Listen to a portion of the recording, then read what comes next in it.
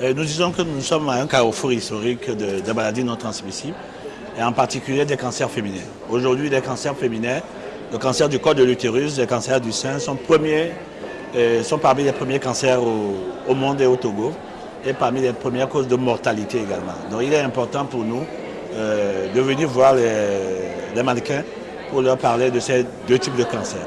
Le cancer du col de l'utérus est un cancer qui est de plus en plus fréquent. En 2023, nous avons eu 8000 cas de cancer dépistés au Togo. Et le maître mot, c'est le dépistage, la prévention. On sait que le cancer du col est causé par un virus essentiellement, le virus du papillomavirus, le human papillomavirus. Et ça entraîne des lésions précancéreuses qui peuvent évoluer sur plusieurs années, 10, 15, 20 ans, avant de devenir un cancer. L'objectif, c'est de faire un dépistage assez tôt pour ne pas aller au stade critique. Donc nous sommes là, en dehors de la sensibilisation, nous avons expliqué aux mannequins ce que c'est que le cancer du col de l'utérus, comment faire la prévention et surtout l'importance du dépistage.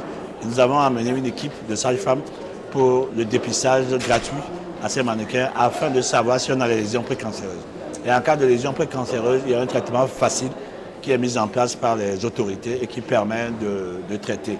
Donc, maître mot, dépistage pour ne pas avoir un cancer au stade évolué.